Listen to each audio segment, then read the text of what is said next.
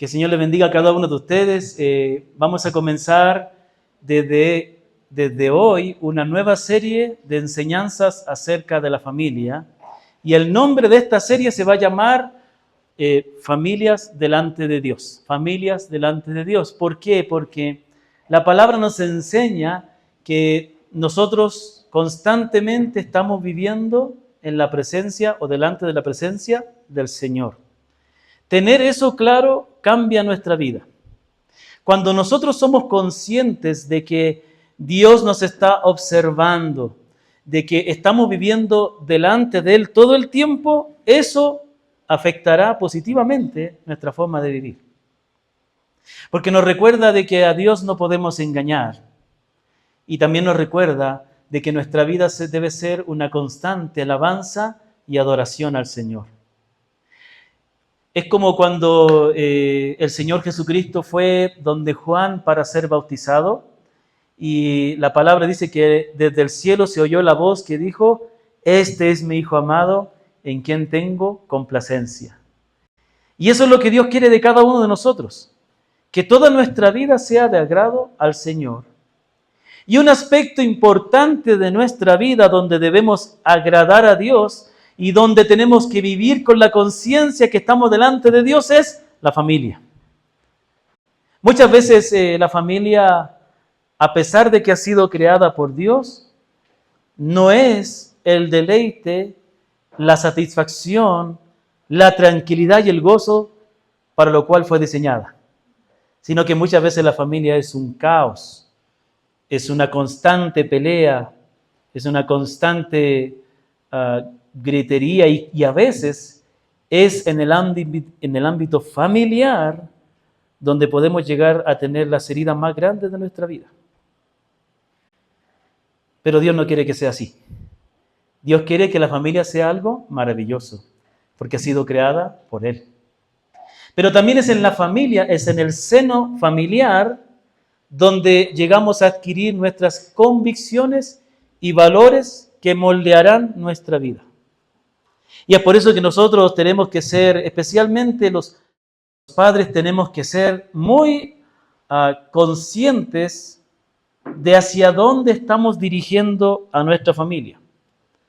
Yo he estado orando mucho al Señor y he visto, por mi propia observación, en mi propia vida y también la vida de muchos hermanos, y porque muchos hermanos también me lo han pedido, comenzar esta serie acerca de la familia para que nos adentremos en las Sagradas Escrituras, nos adentremos profundamente en la palabra y aprendamos a vivir la familia delante de Dios.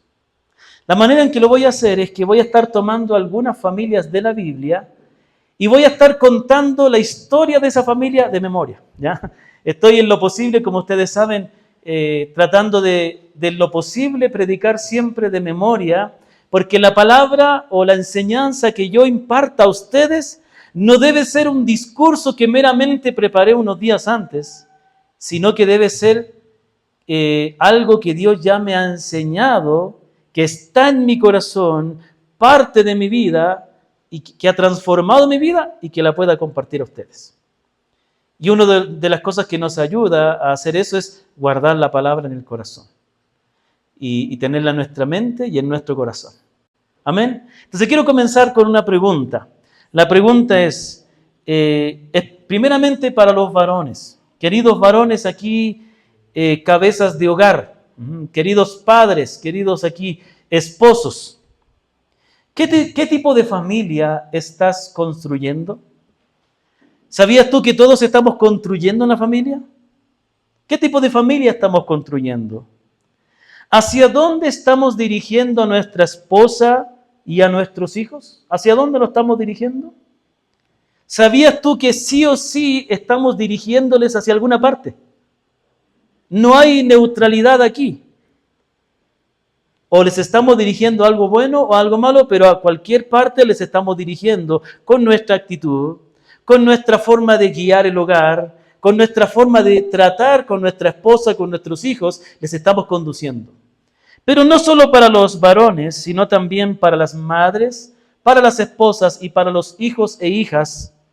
Somos conscientes de que nuestras decisiones que las decisiones que tomamos en nuestra vida están dirigiendo a nuestra familia o están influenciando a nuestra familia hacia algún lugar?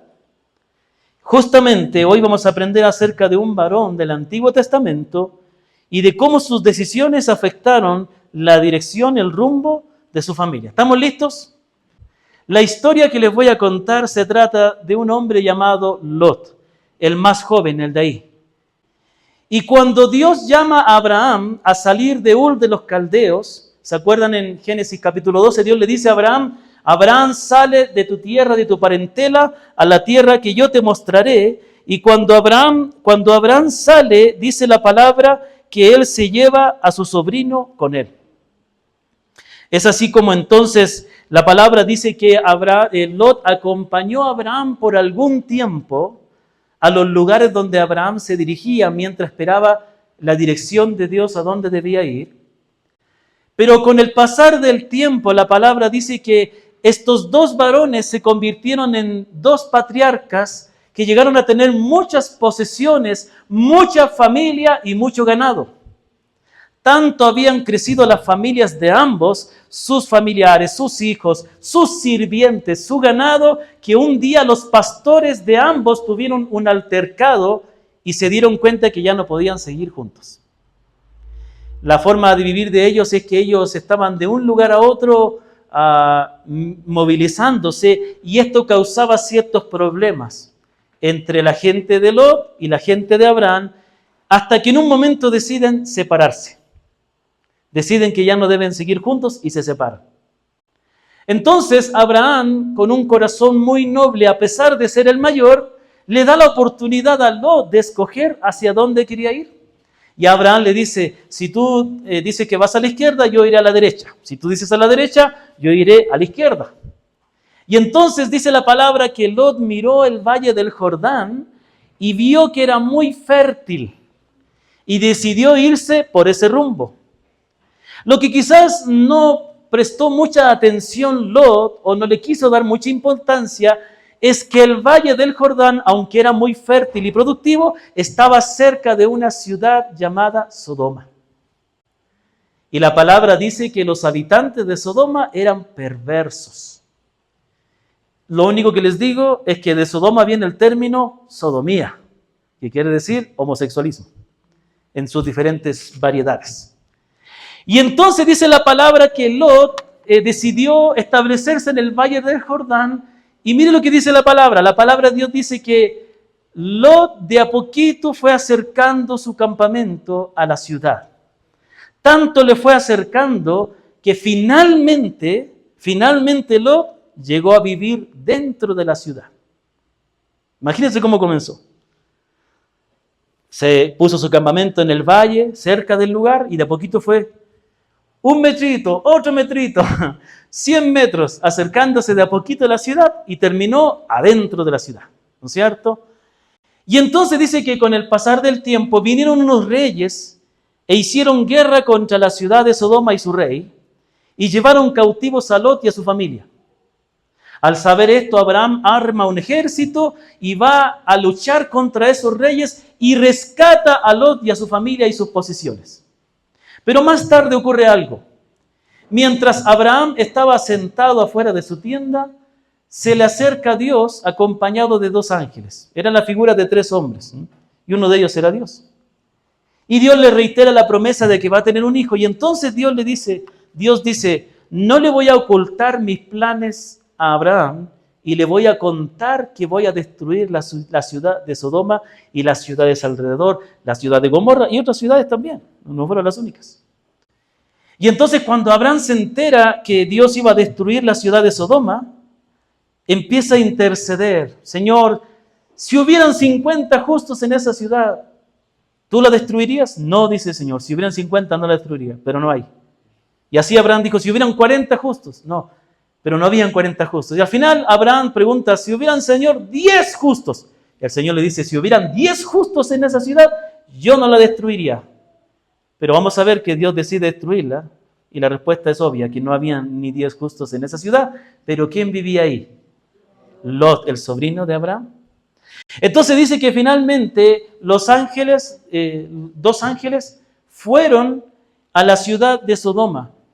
Y la apariencia de estos ángeles eran como de hombres, eran como de varones, ¿no es cierto? No tenían alas ni cosas extrañas, sino que ellos se presentaron como varones. Cuando llegaron a la ciudad, se encontraron con alguien sentado en la puerta de la ciudad. ¿Quién era? Lot. Lot estaba sentado a la puerta de la ciudad, lugar donde se sientan las autoridades. Y entonces Lot, al ver estos varones, les insiste que se queden. Ellos dicen, no, vamos a quedarnos en la plaza central, por así decirlo, ¿no es cierto? Ahí pasaremos la noche. No, dice Lot, vengan a mi casa, yo les doy de comer, descansen, etc. Y ellos aceptan la invitación de Lot, y al saber esto, al ver que estos dos hombres entraban en la casa de Lot, los varones de la ciudad, desde el mayor hasta el más pequeño, llegan furiosos y enojados a la casa de Lot, insistiéndole y exigiéndole a Lot, escuche, exigiéndole a Lot que saque a sus dos varones para abusar de ellos, para dormir con ellos. Al escuchar esto, Lot se asusta y les dice, no le hagan nada a estos dos varones. ¿Y sabe lo que él dice? Aquí tengo dos hijas vírgenes que no han conocido varón. Se las doy para que ustedes hagan con ella lo que quieran hacer. Y entonces ellos se molestan y se enojan. Ahora vas a ser juez, eres un extranjero entre nosotros. Ahora te haremos más mal a ti que a ellos. Y estaban por hacer daño a Abraham cuando dice que los ángeles alargaron sus manos y metieron a Lot dentro de la casa. Y entonces dice que le dijeron, Lot, hemos venido acá para destruir la ciudad. Entonces toma todos tus familiares, todos los que tú tengas, y llévatelos fuera de la ciudad. Al escuchar esto, Lot inmediatamente corre hacia los yernos de sus hijas, hacia los novios de sus hijas, hacia dos varones que estaban comprometidos para casarse con sus hijas, y les dice, la ciudad va a ser destruida. Los ángeles le habían dicho, el clamor contra esta ciudad y el pecado ha sido tan grande delante de Dios que esta ciudad será destruida. Y él les dijo esto a los yernos, a los novios, pero a ellos les pareció como que Lot se estaba burlando y no le hicieron caso.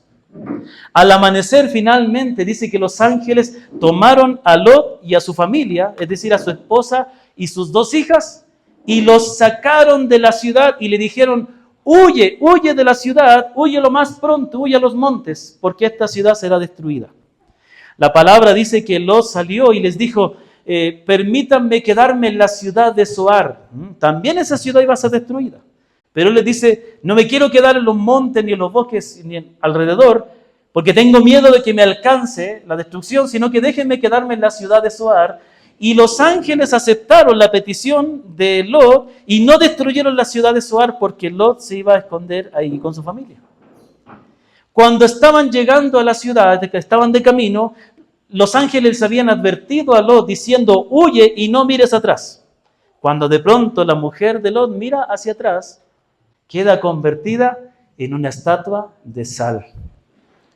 Al otro día, dice la palabra, ya había pasado ese día, al otro día al amanecer, dice que Lot mira hacia la ciudad y vio que toda ella y las ciudades y el valle alrededor estaban consumiéndose por el fuego y el humo era como el humo de un horno. Entonces dice la palabra de Dios que Lot decidió esconderse en una cueva por miedo y habitó ahí con sus hijas. Pero la historia no termina ahí. Y lo que tengo que decir es muy difícil, pero lo tengo que decir porque la Biblia lo dice y la Biblia lo ha dejado para que nosotros lo sepamos. Dice que las hijas de Lot, porque ya su esposa había muerto, al ver que estaban solas, se dijeron la una a la otra, no hay varones con las cuales podamos casarnos y continuar nuestra descendencia. Y decidieron emborrachar a su papá y acostarse con él. Entonces, el resultado triste de la historia, el final triste de la historia, es que las dos hijas de Lot tuvieron hijos de su padre, quienes fueron los antepasados de los amonitas y de los moabitas. Esa es la historia de Lot. ¿Qué les parece la historia de esta familia? ¿Qué les parece? No es una historia muy agradable, ¿no? No es una historia muy motivante, ¿no?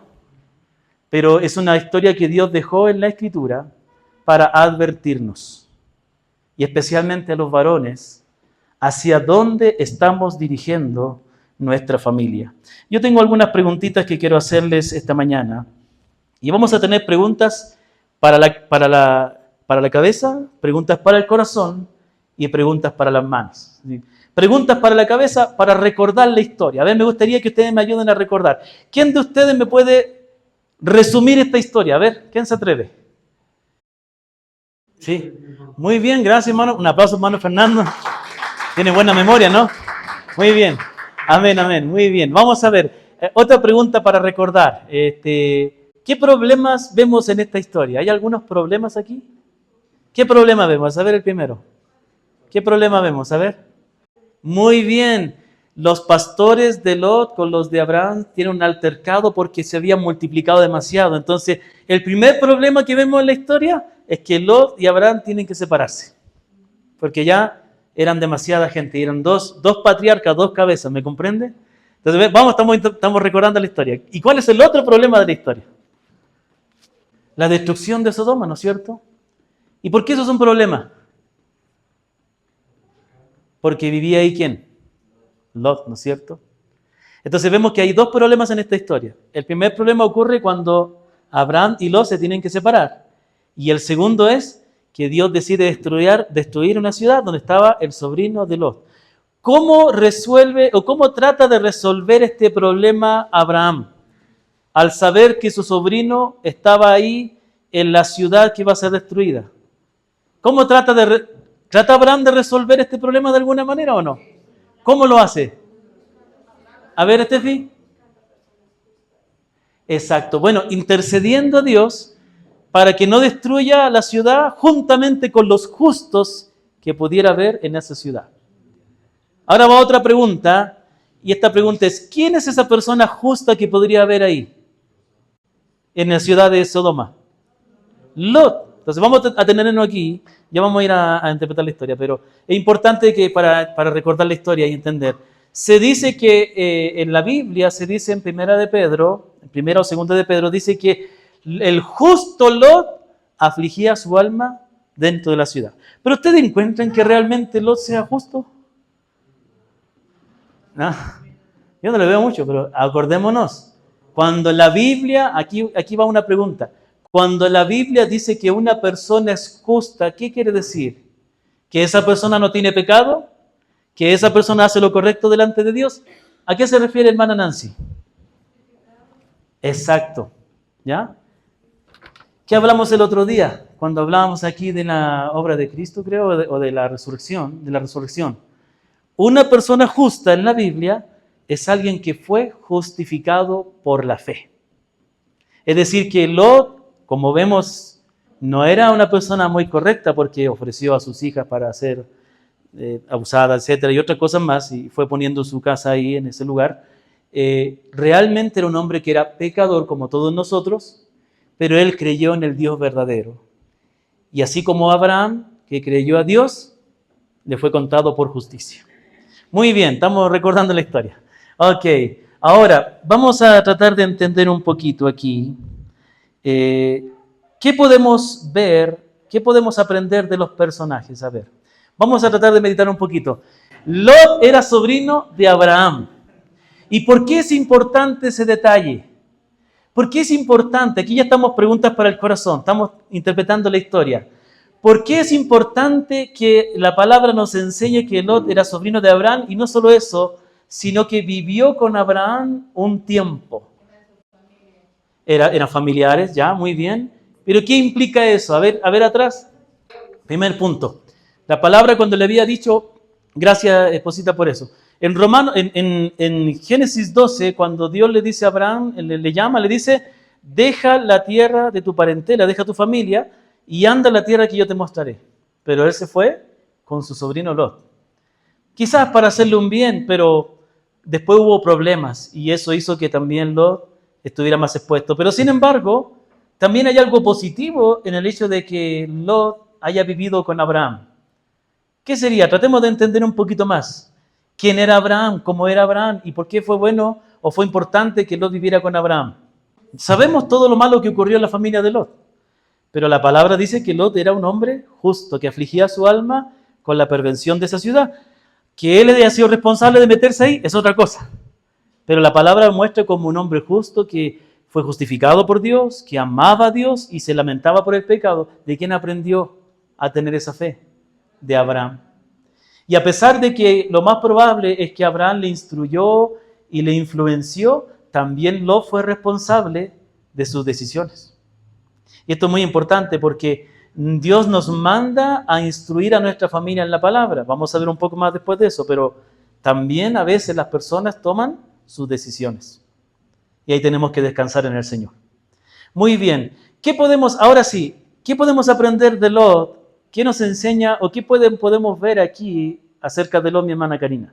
Se dejó llevar por lo que miró. Detengámonos aquí. Dice que cuando Abraham le dice que decida dónde ir, dice la Escritura en Génesis que Lot miró y vio la llanura del Jordán que era fértil. Se dejó llevar por lo que vio, por sus deseos.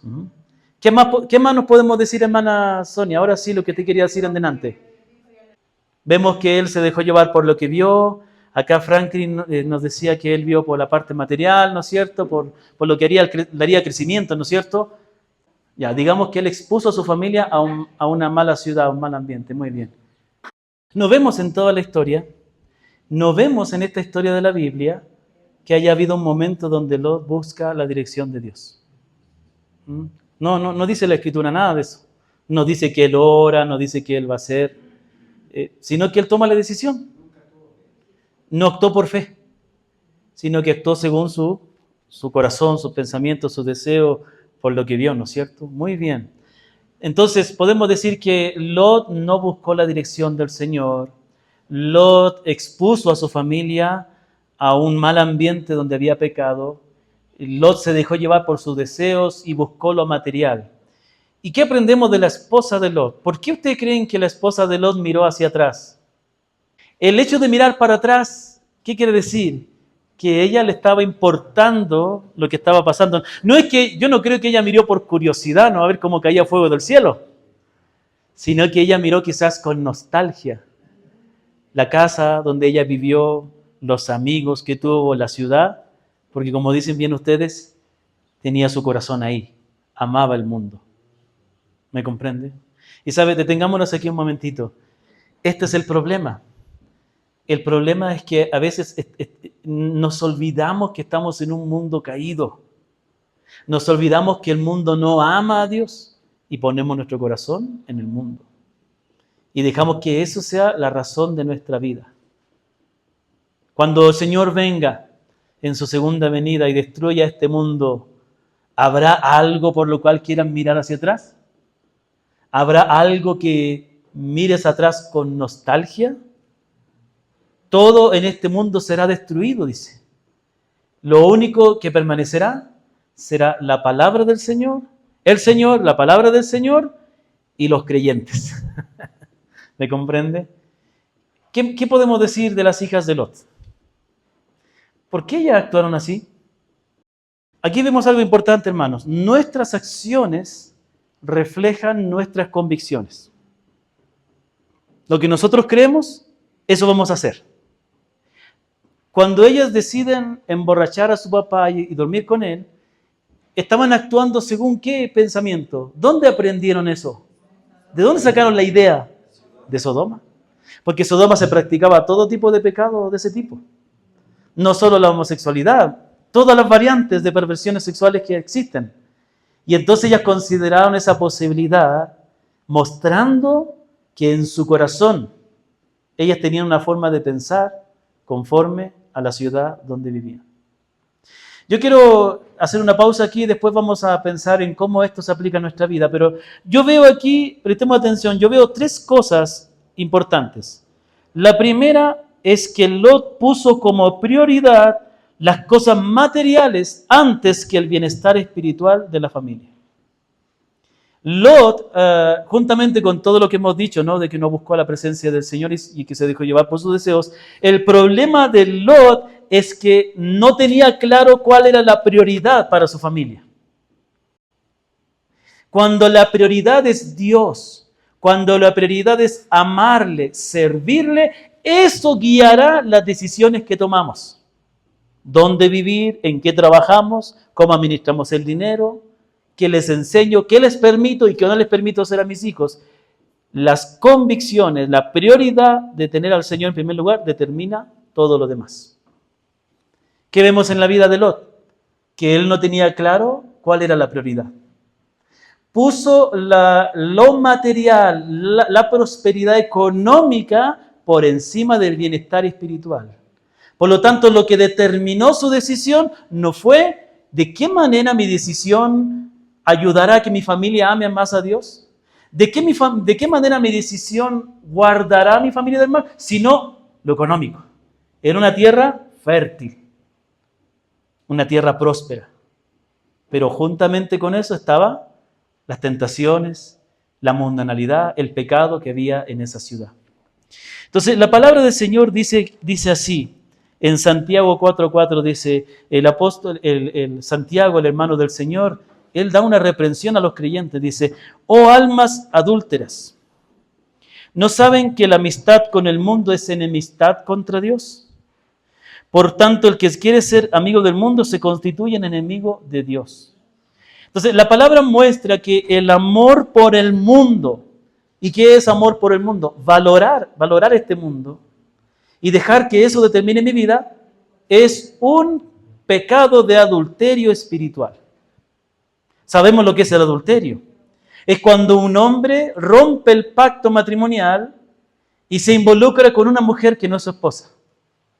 Está pecando contra su mujer, está siendo desleal a su mujer, está quebrantando el pacto. Así, cuando el creyente deja que su corazón llegue al mundo, que el mundo llegue a su corazón, cuando pone, ojo, tenemos que trabajar en el mundo, sí, tenemos que relacionarnos, incluso tenemos que relacionarnos para poder ganar al mundo, pero otra cosa es poner el corazón, y eso es lo que muchas veces no hacemos. Muchas veces no entendemos que no estamos aquí para amarlo, estamos aquí para alcanzar al mundo. El mundo no es la fuente de mi gozo, de mi realización. El mundo es el campo misionero donde yo tengo que ser luz. ¿Me comprende? Entonces, aquí vemos que Lot no tenía clara la prioridad. Dice la palabra, el Señor Jesucristo hablando acerca de la preocupación por las necesidades materiales, Él le dijo a sus discípulos en Mateo 6, 31 al 33, por tanto, no se preocupen diciendo qué comeremos o qué beberemos o con qué nos vestiremos, porque los gentiles buscan ansiosamente todas estas cosas. Cuidado con buscar lo material de manera ansiosa y hacer de eso el motor de mi vida, porque esa es la forma de vivir de los que no conocen a Dios. Lo que caracteriza a alguien que no conoce a Dios es que no tiene otra esperanza que este mundo, por lo tanto se entrega de corazón al mundo. Se entrega de lleno al mundo porque no tiene otra cosa. No tiene a Dios, no tiene hermanos en la fe, no tiene el amor por Dios ni la esperanza de un cielo nuevo. Lo único que tiene es este mundo, por lo tanto se entrega. Pero ¿qué dice la palabra? ¿Qué dice el Señor? Dice, el Padre Celestial sabe que ustedes necesitan estas cosas, pero busquen primero su reino y su justicia y todas estas cosas les serán añadidas. Entonces aquí hay una promesa importante, mire. El problema de Lot es que él puso como prioridad lo material y no lo espiritual. Y entonces él puso, como lo material era lo más importante, de a poquito fue acercándose a esa ciudad, y la palabra dice que ya se sabía que esa ciudad era perversa, y hasta tanto se fue acercando que a lo mejor no se dio ni cuenta cuando ya estaba adentro viviendo en la ciudad. Y lo peor es que él estaba sentado a la puerta. ¿Sabe qué quiere decir que estaba sentado a la puerta de la ciudad? ¿Quiénes se sentaban en la puerta de la ciudad? Las autoridades, los ancianos que gobernaban la ciudad. El término anciano que nosotros usamos en el Nuevo Testamento para las iglesias como aquellos varones que gobiernan la iglesia, viene del Antiguo Testamento. Varones que tenían un testimonio en la ciudad y gobernaban la ciudad. Ese era Lot. Entonces, el problema comienza, mire, ¿cuándo comenzó el problema con Lot? El problema de toda su familia no comenzó en sus hijas, no comenzó en su esposa, Ni siquiera comenzó en la gente de la ciudad. ¿Comenzó dónde? En el corazón de Lot. En su corazón, Dios, el temor a Dios, no era lo más importante. Entonces, mire, aquí yo quiero llamar la atención de mis queridos varones. Por favor, queridos varones. Lo que tú pongas en tu corazón guiará tus decisiones y la manera en que tú llevas tu familia. Si el Señor no es lo más importante de tu corazón, si agradarle a Él, conocerle, vivir para Él, servirle, no es la prioridad, el reino de Dios, cuando dice la palabra que debemos buscar el reino de Dios y su justicia, ¿han meditado lo que significa eso?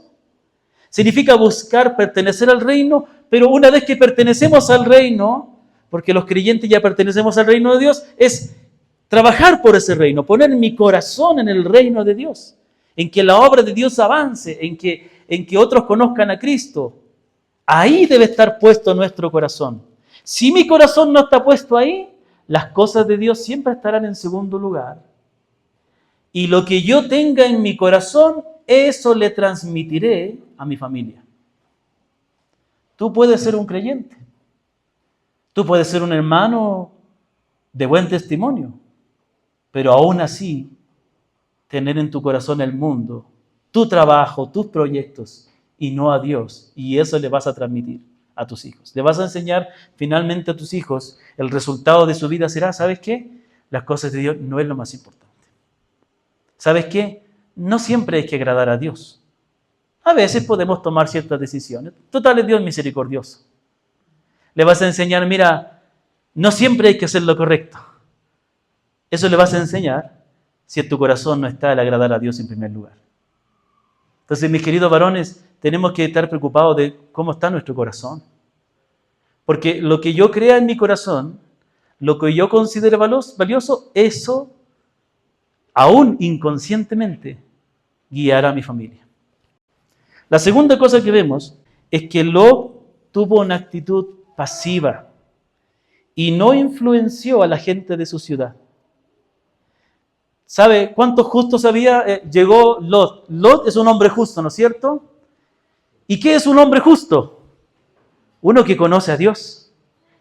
Uno que ha sido justificado. Uno que ha sido perdonado. Uno que ha sido, según el concepto bíblico, no según la idea del hombre, ¿no? Según la idea del hombre, un justo es alguien que hace lo correcto. No hay ninguno, dice la Biblia.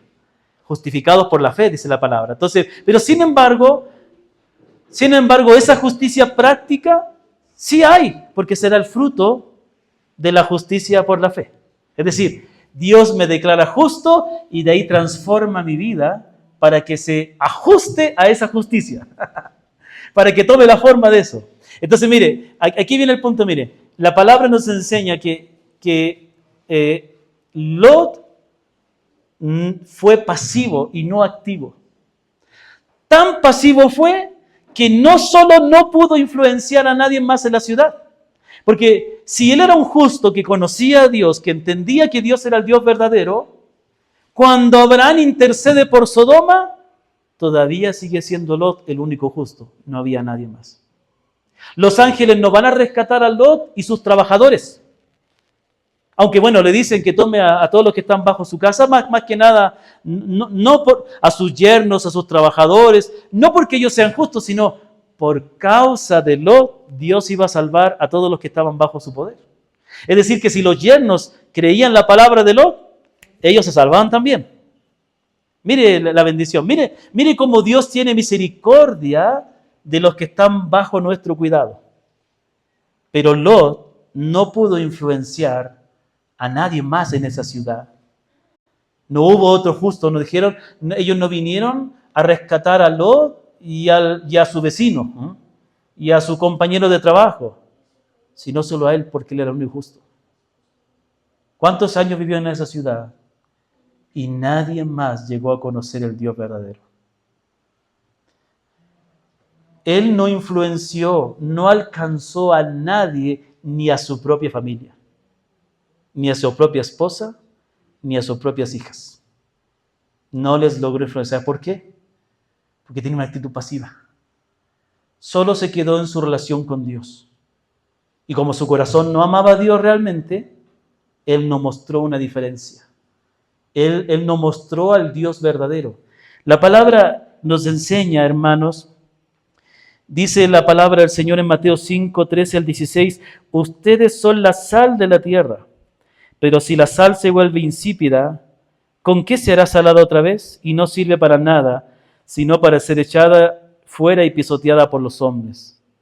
La sal da sabor, ¿no es cierto? La sal resalta el sabor, ¿no? Como un asado chileno, solo con sal marina. La carne con sal marina es más rica que con aliños. Pero si la sal se vuelve insípida, ¿para qué sirve? Para ser pisoteada. ¿Por qué dice eso? Porque en ese tiempo se echaba sal en el suelo, especialmente cuando venía el invierno y había nieve, se ponía la sal. Y esa sal que sirve para dar sabor, ahora era para que los hombres la pisoteen. Y está diciendo que cuando un creyente no tiene sal en su vida, cuando un creyente no influencia, no alcanza a otros, ¿sabe lo que pasa? Va a terminar pisoteado. Y aquí viene la gente, ¿no? Enojado enojado queriendo abusar de los dos varones, y cuando Lot le dice que no, ellos le dicen, ¿y quién te crees tú? Ahora vienes a ser juez entre nosotros, te haremos más mal que a ellos. O sea, a ti también te vamos a usar. No había ningún respeto, ninguna consideración, porque Lot no fue luz en ese lugar. No fue sal. La palabra dice, vosotros sois la sal del mundo. Una ciudad sobre un monte no se puede ocultar, ¿no es cierto? Cuando venimos de Quito, se ve la ciudad de Ambato, ¿no es cierto? Está como una parte alta, ¿no? Se ve toda esta parte de aquí, se ve ese tremendo hueco vacío que es como un cráter, que es donde el paso lateral, ¿no? Parece un cráter, ¿no? Como que hubiera habido ahí un meteorito, pero se ve toda la ciudad iluminada. Cuando una ciudad está en una parte alta, no hay manera de ocultarla. Asimismo, cuando un creyente vive su fe, cuando un creyente es leal a Cristo, cuando un creyente disfruta de Cristo, ¿sabe que la gente lo va a ver? No va a poder negarlo, no va a poder ocultarlo. Cuando Cristo es tu mayor razón de vivir, tu fe no pasará desapercibida. Pero no fue así con Lot. Nadie alrededor de Lot llegó a conocer a Cristo. ¿Sabe? Le quiero decir algo. Hermanos, si tú no estás siendo usado para alcanzar a los que están a tu alrededor, entonces hay un problema. Estás en un problema. Porque yo veo en la Biblia que Dios nos usa. Yo veo en la Biblia un carcelero que se convierte y que luego toda su familia se convierte. Yo veo en la Biblia una mujer llamada Lidia, que ella oye la palabra y luego se establece una iglesia en su casa con toda su gente. ¿Me comprende? Si no estamos siendo usados por Dios, si mis compañeros de trabajo, si mis compañeros de estudio, si la gente con la cual yo me relaciono no está siendo impactada, no están llegando a conocer a Cristo, algo anda mal. Y es parte de nuestro corazón. Estamos en el 4º mes. ¿A cuántas personas has alcanzado para Cristo? ¿A cuántas personas estás predicando el Evangelio? ¿Ya? El Señor es el que convierte. No estoy diciendo a cuántas almas has salvado, porque aquí nadie gana almas ni salva almas, hermanos. Uno predica el Evangelio, Dios hace la obra. A veces las personas que le predicamos, es una de 20 veces que el Señor tocó su corazón cuando al final llega a conocer a Cristo. O a lo mejor tú compartes el Evangelio a alguien y esa persona viene a la iglesia y se convierte. Sí, tú fuiste la última de 100 personas que antes que tú le predicaron. Pero estás predicando, estás haciendo luz. Entonces, aquí vemos el problema de Lot, es que Lot estaba en una ciudad, es cierto, fue mala idea irse a vivir allá, pero por último, si estás ahí, sé luz. Y él no estuvo pasivo, estuvo solo ocupado en su vida, ocupado en sus asuntos. ¿Cuál fue el resultado de esta forma pasiva? ¿Cuál fue el resultado de no tener a Dios como la prioridad? El resultado es que tanto sus esposas como sus hijas fueron influenciadas. Y lo peor de todo es que, por lo que se ve en la Escritura, no llegaron a conocer a Dios. No llegaron a conocer a Dios. Hermanos, la palabra dice así, dice la palabra, no amen al mundo ni las cosas que están en el mundo. Si alguien ama al mundo, el amor del Padre no está en él. Porque todo lo que hay en el mundo, la pasión de la carne, la pasión de los ojos y la arrogancia de la vida, no proviene del Padre sino del mundo. El mundo pasa y también sus pasiones, pero el que hace la voluntad de Dios permanece para siempre. Yo quiero que terminemos preguntándonos, y quizá es un momento más para reflexionar que para conversar, pero la pregunta es, queridos varones, especialmente queridos varones, yo he querido comenzar esta serie con esta historia sencilla. Creo que es poco lo que yo tengo que decir, el solo hecho de conocer la historia ya nos dice bastante, no sé si se dieron cuenta, ¿no? Que la mayoría del sermón está ahí, ¿dónde? En la historia de la Biblia, ¿no? Yo no tengo que dar muchas explicaciones. Quise comenzar con esta, hay otra familia antes, está la familia de Noé, está la familia de Adán y Eva y otras familias más. Pero yo quise comenzar esta por dos razones. Porque la mayoría de las iglesias en casa pasaron por Hechos 18 y 19, ¿no es cierto? Estamos por ahí todas las iglesias en casa. Y la otra es que esta quizás es la historia más dura e impactante que tiene que servir como un llamado de atención. Queridos padres y también queridas madres, tengamos mucho temor a Dios de cómo estamos guiando nuestra familia. Tengamos mucho temor de dónde ponemos nuestro corazón. ¿Sabe lo que pasó con Lot? Lot condujo mal a su familia, de modo que su familia se perdió. Y qué triste es que por nosotros mismos nuestros hijos se pierdan. Y qué triste que por nosotros mismos nuestra familia se pierda. Pero qué diferente es en el caso de Abraham. En el capítulo 18, cuando Dios visita a Abraham y decide contarle que va a destruir Sodoma, dice así, Hechos 18, 16, y los varones se levantaron de allí y miraron hacia Sodoma, y Abraham iba con ellos acompañándoles. Y Jehová dijo, ¿encubriré yo a Abraham lo que voy a hacer?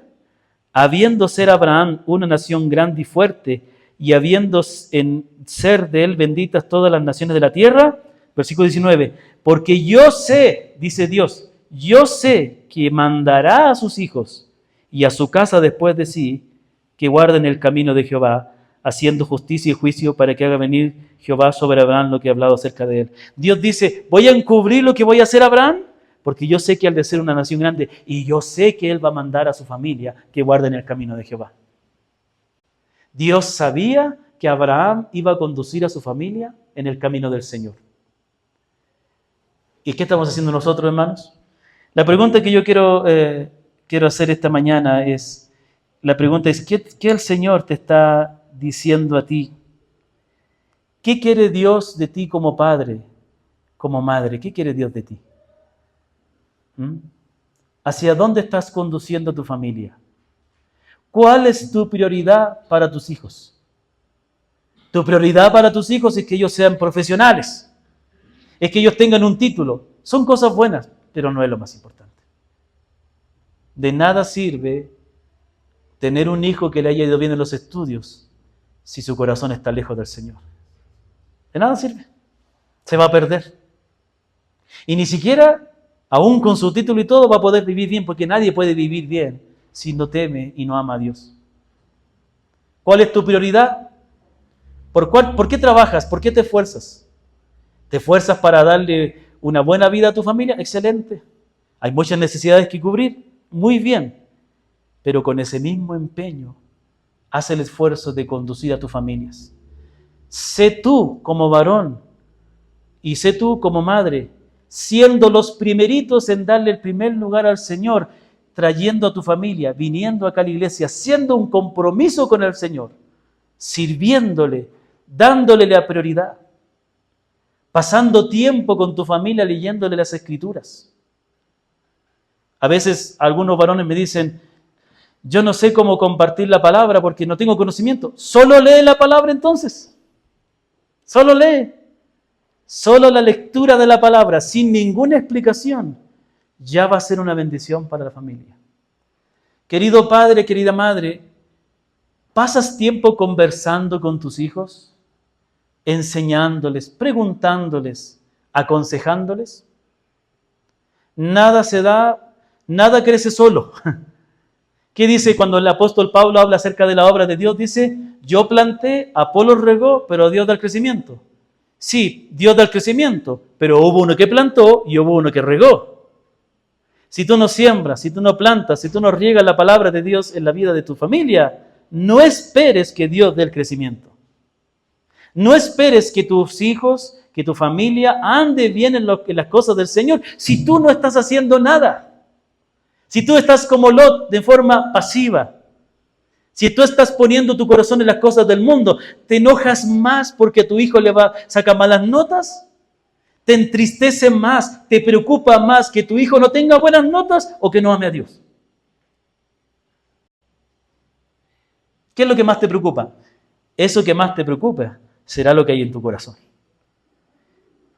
Estamos listos para ir a hablar con los profesores, para que le den una oportunidad a nuestro hijo y pase de curso.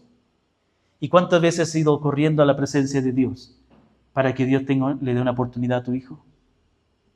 ¿Y cuántas veces hemos llorado delante de la presencia de Dios para que nuestros hijos no se pierdan? ¿Has llorado por tus hijos? ¿Has derramado lágrimas? Sigue haciéndolo. A su tiempo el Señor contestará. Pero también demostrémosle con nuestra vida. Nuestros hijos no van a amar a Dios si nosotros vivimos una vida hipócrita. Si nosotros decimos que somos creyentes, pero ellos ven que nosotros hacemos las cosas bien. Pero ellos ven que realmente nosotros no nos deleitamos en Dios y tampoco les tratamos con amor y con sabiduría. Hermanos, quiero hacer una invitación. Dios nos da una advertencia. Cuidado, porque si no actuamos correctamente delante de Dios, vamos a dirigir mal a nuestra familia y se va a perder. Es por eso que yo quiero animarle que se tome en serio esta serie de estudios que vamos a ver los domingos por un tiempo y busque, dígale al Señor, enséñame cómo guiar a mi familia, cómo guiar mi matrimonio, cómo guiar a mis hijos. Cambia mi corazón y bendice a mi familia, Señor. Bendice a mis hijos, bendice a mi esposo, a mi esposa, etc. Hay algunos de ustedes que no tienen a sus hijos viviendo con ustedes. Algunos ya están grandes, a lo mejor ha habido problemas ahí y no tienen la posibilidad. Eso no quiere decir que no puedas ganarlos. Porque nadie está lejos de la mano de Dios. Si tú puedes orar y demostrarle en el contacto que Dios te permita tener con ellos el testimonio de una persona que ama a Dios, Dios usará lo poquito, como esos 5 panes y 2 peces, y lo multiplicará. Amén, hermanos. Que el Señor bendiga su palabra. Pongámonos de pie para darle gracias al Señor.